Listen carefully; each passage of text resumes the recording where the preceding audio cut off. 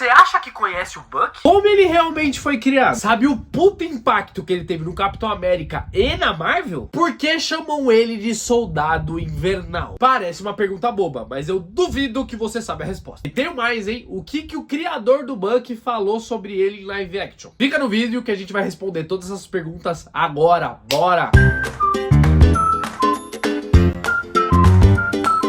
Eu sou o Igor e o Buck literalmente apareceu na primeira edição dos quadrinhos do Capitão América, lá em 1941, pelas mãos do Jack Kirby e Joe Simon. Mas esqueça essa ideia de soldado invernal. Ele não era inimigo do Capitão América e nem tinha esse design de soldado brabão, cara de mal e bração de ferro. O Buckingham Barnes era um ajudante molequito do Capitão América, um sidekick mesmo. Moleque meio difícil de se lidar, que cresceu numa base militar e se juntou com o Capitão América pra dar soco na cara de vagabundo na Segunda Guerra Mundial. No começo não tinha muito mais história que isso não, viu? Os quadrinhos na época não se davam muito ao trabalho de explicar a origem dos personagens. Os sidekicks na época estavam famosinhos, rendendo dinheiro, então joga o molequito com roupa de exército aí na mão do Capitão América e tá bom, é isso aí. Pode acreditar, viu? O Buck molecote no começo fez bastante sucesso. Chegou até a entrar em um time de ajudantes, uma pegada bem Jovens Titãs, só que antes deles existirem. E detalhe, nessa época a Marvel nem chamava Marvel ainda, era Timely Comics. Só que agora, pensa comigo, como o personagem nunca teve muita profundidade,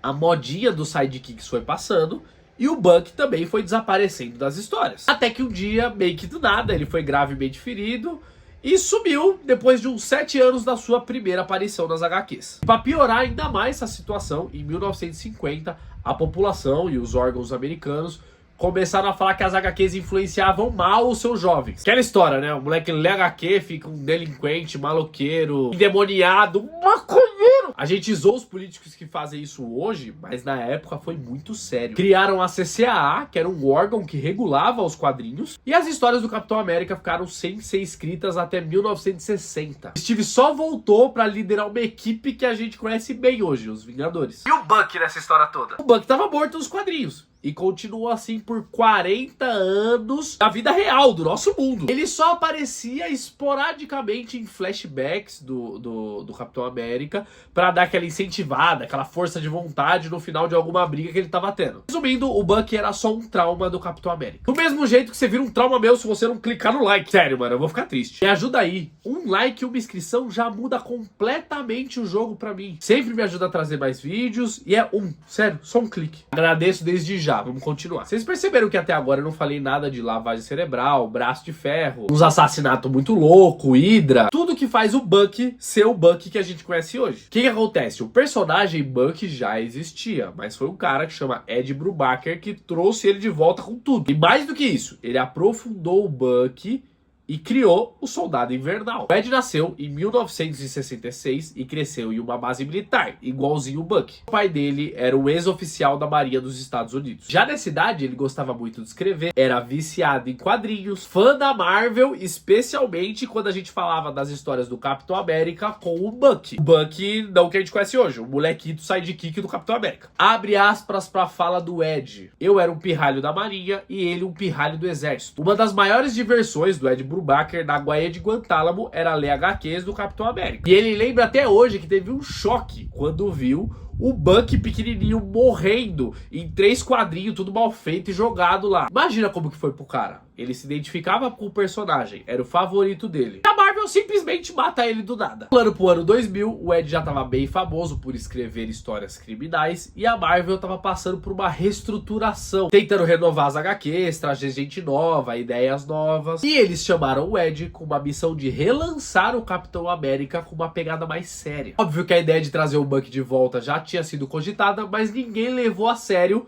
até a chegada do Ed Brubaker. Abre aspas de novo pra frase do Ed Brubaker, porque essa é forte, meu irmão. Desde que eu tinha provavelmente 9 ou 10 anos de idade, já planejava maneiras de trazer o Buck de volta nos meus cadernos de desenho. Acho que a ideia de que Buck foi capturado pelos russos e usado como inimigo contra os Estados Unidos foi algo que tive durante a Guerra Fria, ainda criança. Mesmo quando criança, eu tinha um bom senso de estrutura dramática, aparentemente. Você já tá entendendo o que aconteceu aqui, né? O cara passou décadas com essa ideia engasgada e quando apareceu a oportunidade de reescrever o Capitão América, ele realizou um sonho de infância. Agora, era só dar uma boa desculpa pro Bucky não ter morrido e uns traumas novos pro Capitão América. E pronto, nascia a saga do Soldado Invernal. A melhor coisa que já aconteceu com o Bucky e uma das melhores fases do Capitão América. Agora, por que que ele chama Soldado Invernal? Não tem nada a ver dele ser um soldado na neve, Rússia, nada disso. Esse nome vem de uma história real muito mais profunda. Para entender isso, a gente precisa fazer 2 saltos na história dos Estados Unidos. Bora! Lá atrás, no século XVIII, existia um cara que chamava Thomas Paine. Ele era um político, inventor, escritor, intelectual, um dos pais fundadores dos Estados Unidos. Aí ele criticava muito o que ele chamava de soldados de verão. Era um nome bonito para os caras que fugiam do serviço militar do seu país ou abandonavam a causa em tempos difíceis. Agora a gente vai para 1971, guerra do Vietnã rolando, os Estados Unidos atolados de treta. E um grupo de veteranos que foi pro Vietnã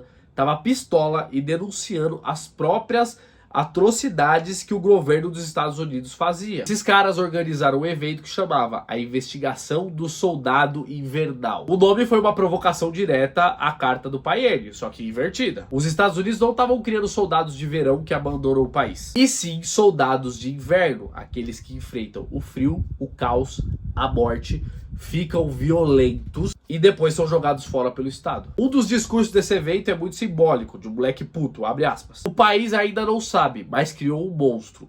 Um monstro na forma de milhões de homens que aprenderam a lidar e a negociar com a violência.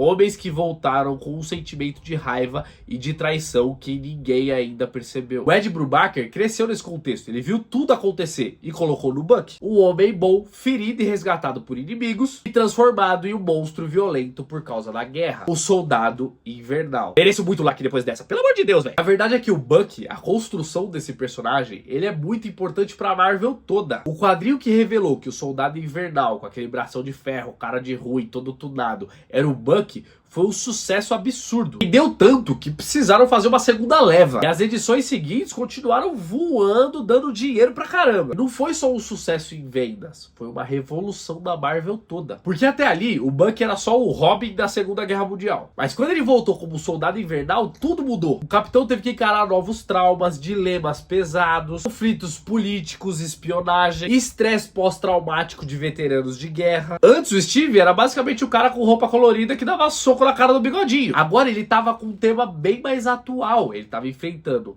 um amigo que foi transformado em uma máquina de matar pelo sistema. Isso trouxe uma carga dramática nova na Marvel. Ed Brubaker pegou os 2 pés do personagem e colocou no chão. Fez a gente encarar o lado feio da guerra, da política e do passado dos heróis. É esse tipo de narrativa que a gente vê hoje no CM, por exemplo. Principalmente um dos filmes mais aclamados da Marvel, Capitão América e o Soldado Invernal. E pensa comigo, o Bucky, da história oficial dos quadrinhos, era um adolescente treinado pra matar. Moleque mandado em missões de execução. Mano, isso já é praticamente um desvio total de tudo que a Marvel fazia na época. Um choque de realidade numa editora que era conhecido por desenho colorido e heróizinho de capa. Pode agradecer ao Soldado Invernal. Ou melhor, o Ed Brubaker. Se eu te falasse que a opinião do Ed Brubaker pro Bucky do live action não é tão boa assim. O Capitão América e o Soldado Infernal, o autor do Bucky já não gostou muito. Mas é por causa do enredo do filme?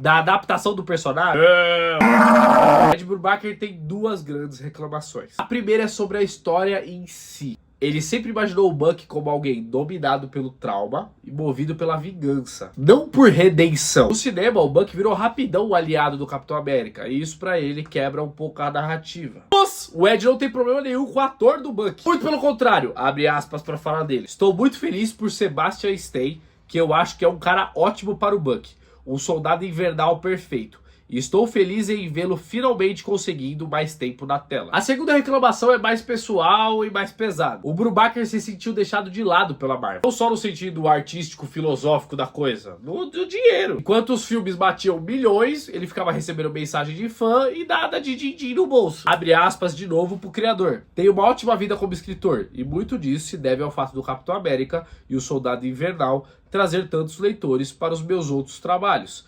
mas também não posso negar que às vezes fico um pouco enjoado quando minha caixa de entrada fica cheio de pessoas querendo comentários sobre o programa. E ele não é o único, viu? Outros criadores da Marvel também sentem essa frustração, como o caso do Sentry, que tem uma treta pesadíssima aí nos bastidores. Inclusive, já tem vídeo aqui sobre ele no canal, vou deixar aqui. Fora isso, desculpa qualquer coisa, galera. Valeu, até a próxima.